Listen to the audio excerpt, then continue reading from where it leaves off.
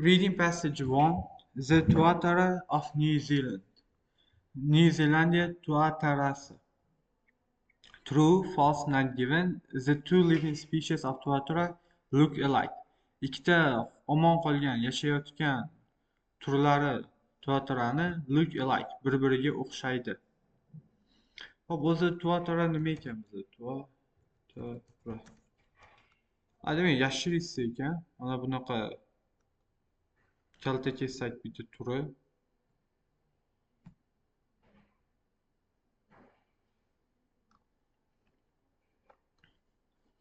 Tuatara are lizard-like reptiles. Ular kaltakesakka o'xshagan reptiliyalar found only in New Zealand. Faqatgina New Zealandda topilgan. They are representative of ancient life forms. Ular qadimgi dunyo hayotlarining namoyishchilari. Tuatara are the sole surviving members of ancient lineage of reptiles called Sphenodontia yoki Sphenodontia.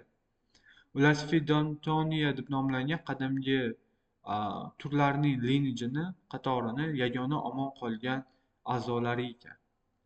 Which is over 250 years old, million years old, 250 million yoshda. Because Tuatara still resemble fossils of reptiles that lived during the age of dinosaurs, they are often called living fossils. Ular namoyish etgani uchun, o'xshagani uchun toshqotmalarga reptiliyalar qaysiki dinozavr paytida yashagan, ular tirik toshqotmalar deb nomlanar ekan. Now only two species survive in New Zealand. Hozir faqatgina ikkita turi omon qoladi New Zealandiyada.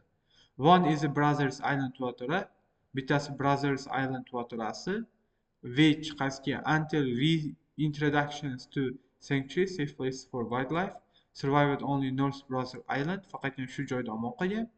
The other species is the common tuatara, boshqasi keng tarqalgan tuatara, which inhabits many other offshore islands. Boshqa orollarda ham keng tarqalgan. Although garchi the two species appear similar, o'xshash bo'lsa-da, they have genetic differences. Ularda genetik farqlari bor. Demak, although the two species appear similar, they have genetic differences. Ular bir-biriga o'xshash bo'lsa-da, ularning genetik farqlari bor. Demak, bir-biriga o'xshash ko'rinadi. Javobim true. Many tuatara bones that have been discovered are millions years old. Million yoshlarda ko'pgina tuatara suyaklari. Tuatara bones have been found in many parts of New Zealand, where they are usually a few hundred to 5,000 years old. Bir necha yuz yoshdan 5000 yoshgacha ekan. Million yoshda deyapti, false. The tails of male tuatara, dumlari erkak tuatarani, are a different color from those of female tuatara. Ayolnikidan boshqacha. Many anatomical features distinguish tuatara from other living reptiles. For example, they have a distinctive pattern of opening in the skull, a unique type of hemoglobin in the blood, and males have no external reproductive organ. Adults grow from 30 to 75 centimeters in length and weigh between 250 and 1200 grams. Males are larger than females and have more developed spines in the crest along the neck, back and tail. The male tuatara courts the female by approaching her with a proud walk. Tuatara male in late summer, the female usually lays 6 to 10 eggs following spring in a shallow ground level nest. She may guard the nest for a few nights, then return to her underground burrow. The eggs incubate for about a year. Hop, demak erkaklar tuatara. Javobim not given chiqyapti. Dumi haqida gapirilmadi. The female tuatara tuxumlarni qo'yadi in a burrowda, chuqurda ichiga qo'yadi. Demak, tuxum qo'yadi bahorda in a shallow ground level nest, yer tagida joylashgan nestga, inga, uni bir necha kun qo'riqlaydi, keyin o'zini underground burrowiga qaytadi deyapti. Demak, tuxumlarni qayerga qo'yadi desa, ground level nestga qo'yadi va himoya qiladi bir necha kun, bir necha tun va yana qaytadi underground burrowiga. The female tuatara lays her eggs in a burrow. Javobim false. There are more female hatchlings than male hatchlings.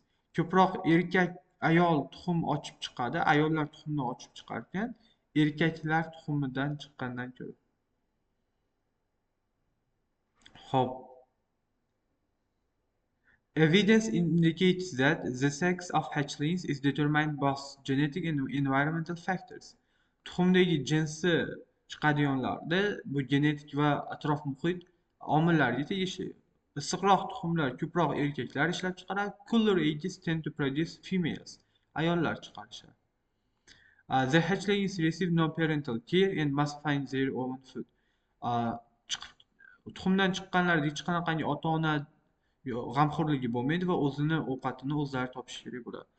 Demak, ko'proq female hatchling bo'ladimi? Yo'q, bizda bunaqa ma'lumot berilmabdi.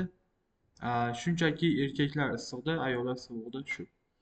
Once they have hatched, young tuatara have to look after themselves. Tuxumdan chiqqandan keyin yosh tuatara o'zlariga o'zi g'amxo'rlik qilishi kerak.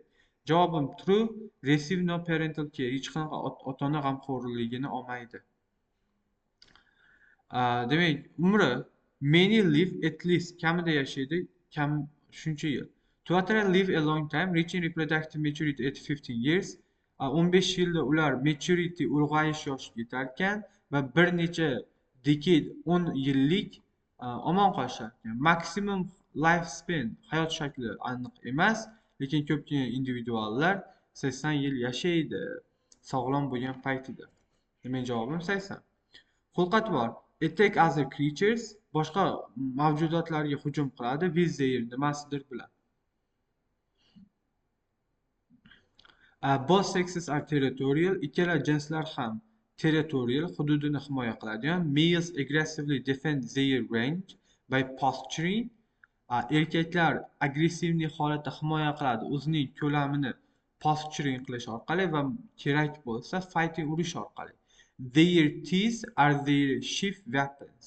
Ularning tishlari ularning asosiy qurollari. Demak, nima bilan hujum qiladi desa, tishlari bilan hujum qilar ekan. It yirkan yosh that share the same burrows. Bir xil burrowni ulashadigan nimanidir yirkan. Invertebratesni ham, reptileni ham. Demak, reptilia, invertebrates qanaqadir suyagi yo'qlar deganmidi, shunaqa edi. Shunaqa turdagi hayvonlar va yana nimanidir yerkan. Tuatara are carnivorous, go'shtxo'r, feeding on invertebrates, shularni yerkan. Lizard, ya'ni kaltakesaklar, in the baby seabirds va bola dengiz qushlarini. Demak, young degan so'zimiz babyga to'g'ri kelyapti. Reptile, lizardga, invertebrate'ga. Va javobim seabirds, dengiz qushlari bo'lyapti. Population, aholi, abundant, keng tarqalgan, until rats were introduced by people. Qanaqadir odamlar tomonidan rat, kalamushlar namoyish etilmagungacha. Tuatara were once widespread and abundant on New Zealand, but when Polynesia settler qo'nimchilari yetib kelganda, ular Pacific ratlarni ham olib keldi, qaysiki tuatarani o'ldirgan. Introduced by Polynesian people. Xo'p, 1840-yillarda tuatara qiyin bo'lgan tuatarani topish. Hardly any tuatara were found on the nimada. By the time of European settlement, tuatara were almost extinct on the mainland. Deyarli qirilib ketgan edi asosiy yerda, mainland. Islands of the northeastern coast and in Cook Strait are now home. Hozir uy ekan qanaqadir tuataraga. Some islands provided temporary refuges, but these two, ammo bu ikkitasi, were eventually invaded by rats and other mammalian predators. Gradually, tuatara became confined to 32 near-shore islands. Many of these islands were tiny. Poor nights, deyapti.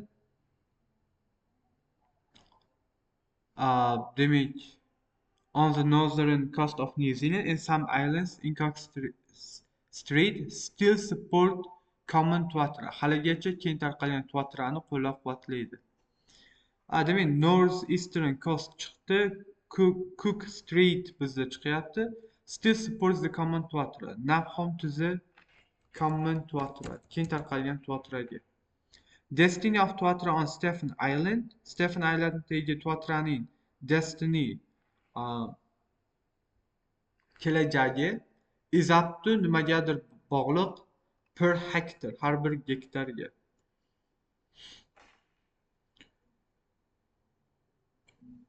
Stephen Islands. The largest population is on Stephen Island. Eng katta populyatsiya Stephen Islandda. Har bir raqami 2000 taga yetadi. In some areas, ba'zi hududlarda. Density, kelajagi debman, uzr. Density deb aytdi. Miqdori, ko'lami deyapti. Ko'lami nechta ekan 1 gektarga desa, 1 gektarga 2,5 mingta ekan. 2,5 mingta.